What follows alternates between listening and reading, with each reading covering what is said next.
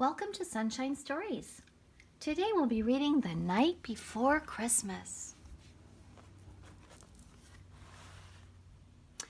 'Twas the night before Christmas when all through the house not a creature was stirring, not even a mouse.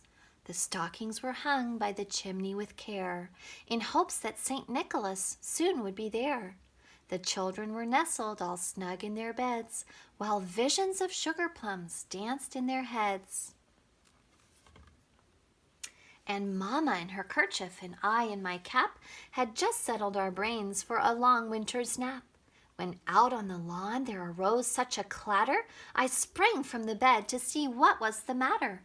Away to the window I flew like a flash, tore open the shutters and threw up the sash.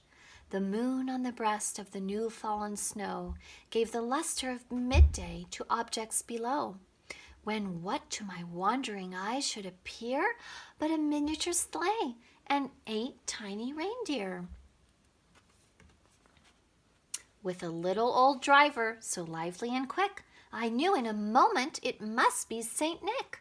More rapid than eagles his coursers they came, and he whistled and shouted and called them by name. Now Dasher, now Dancer, now Prancer and Vixen, on Comet, on Cupid, on Donder and Blitzen, to the top of the porch, to the top of the wall, now dash away, dash away, dash away all. As dry leaves that before the wild hurricane fly, when they meet with an obstacle mount to the sky, so up to the housetop the coursers they flew, with the sleigh full of toys and St. Nicholas too. And then in a twinkling I heard on the roof the prancing and pawing of each little hoof. As I drew in my head and was turning around, down the chimney St. Nicholas came with a bound.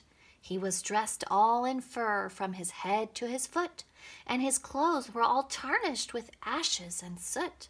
A bundle of toys he had flung on his back, and he looked like a peddler just opening his pack. His eyes, how they twinkled! His dimples, how merry! His cheeks were like roses, his nose like a cherry. His droll little mouth was drawn up like a bow, and the beard on his chin was as white as the snow.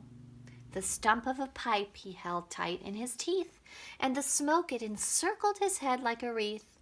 He had a broad face and a round belly that shook when he laughed like a bowl full of jelly. He was chubby and plump, a right jolly old elf, and I laughed when I saw him in spite of myself. A wink of his eye and a twist of his head soon gave me to know I had nothing to dread.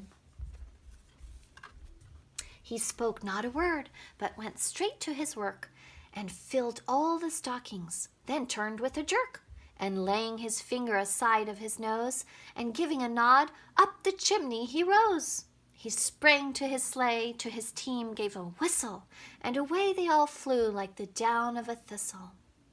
But I heard him exclaim ere he drove out of sight, "Happy Christmas to all, and to all a good night." The end.